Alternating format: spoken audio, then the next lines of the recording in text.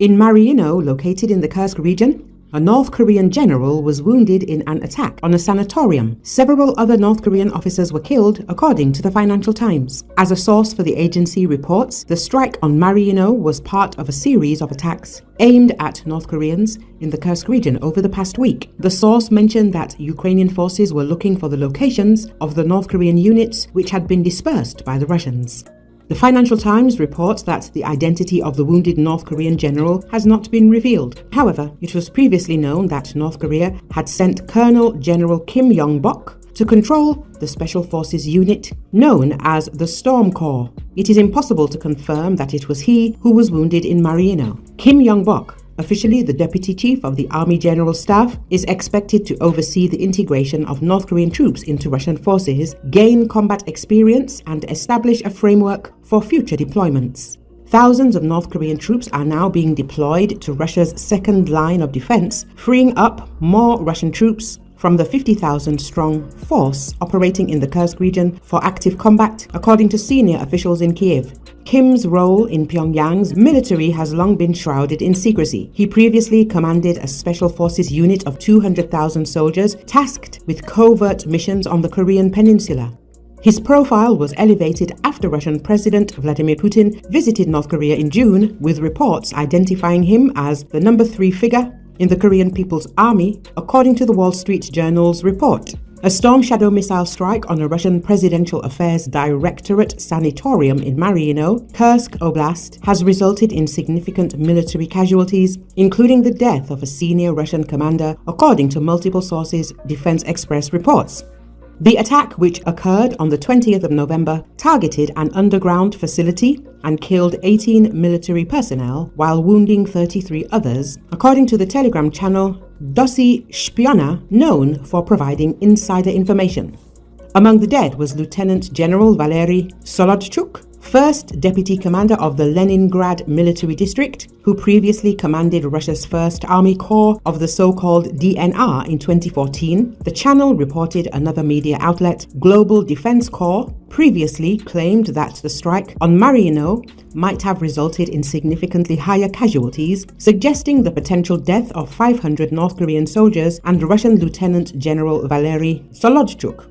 However, this information has not been independently verified.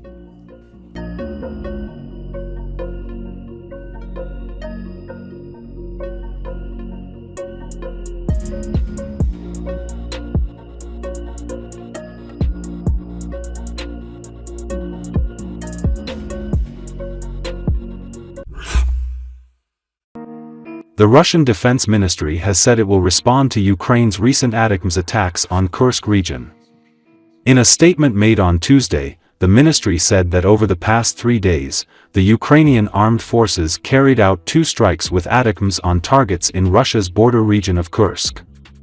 One of these attacks was launched on November 23 with 5 US-supplied ATACMS operational tactical missiles near Lodorevka settlement, 37 kilometers northwest of Kursk, at the position of Russia's S-400 anti-aircraft missile division. 3 ATACMS missiles were destroyed by the crew of the Panzer air defense missile system, the ministry stated. The radar station was damaged as a result of the strike, the ministry said, adding that there are casualties among the personnel. Another attack on Russia occurred on November 25 as Ukrainian troops launched 8 ATACMS operational tactical missiles at the Kursk-Vostochny airfield in Russia's Kalino settlement.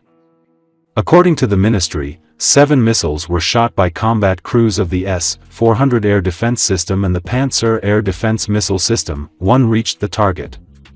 As a result of falling rocket fragments, 2 Russian servicemen were slightly injured and infrastructure facilities were slightly damaged. In its Telegram channel, the ministry also shared photos of what it described as fragments of the missiles fired at both Lodorevka and Kalino settlements. During the examination of the places that were attacked, it was reliably confirmed that the Ukrainian armed forces carried out attacks with American-made ATACMS operational tactical missiles, the ministry stated. Earlier, Ukrainian media confirmed that Kiev troops struck an S-400 air defense system in Kursk on November 23. According to these reports, 5 Russian officers, including a commander and chief of staff, were killed. According to Global Defense Report, Ukraine also struck Kursk with British Storm Shadow missile last week, killing 500 North Korean soldiers and Russian army general. However, this report has yet to be officially confirmed.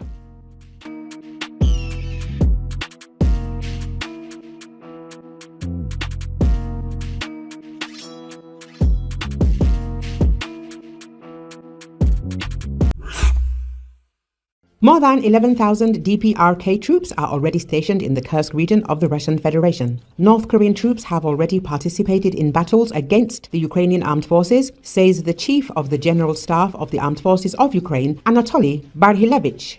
In addition to the fact that North Korean soldiers have already been recorded fighting with Ukrainian soldiers, Barhilevich told us who they are. We are talking directly about the DPRK troops that are stationed in the Kursk region of the Russian Federation. These are mostly general military units. They are disguised as indigenous people of the Far East. They have the appropriate documents. They are trained to conduct operations in the European part, said the chief of the General Staff of the Armed Forces of Ukraine.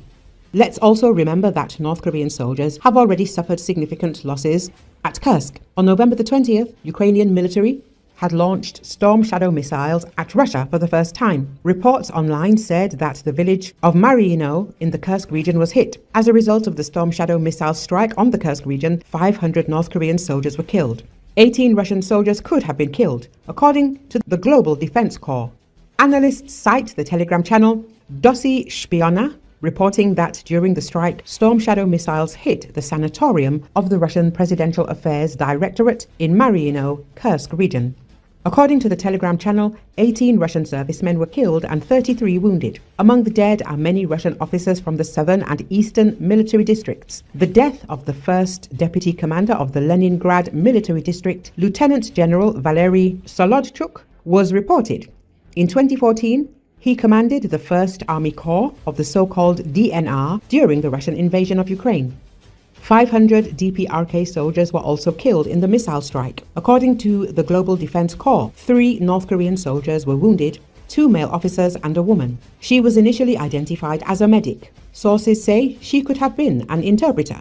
13 more Russian sappers, including the deputy chief of staff of the 88th Mechanized Brigade, were injured while clearing unexploded ordnance at the site of the missile strike.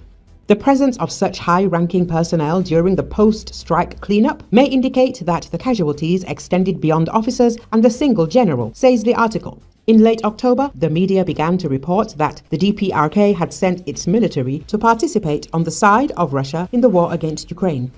In particular, on October the 29th, Ukrainian President Volodymyr Zelenski said that 3,000 North Korean soldiers were already on the territory of Russia that day. He added that their number would soon increase significantly, which is exactly what happened. Zelensky said that the number of North Korean troops stationed in Russia had reached 11,000 and could grow to 100,000.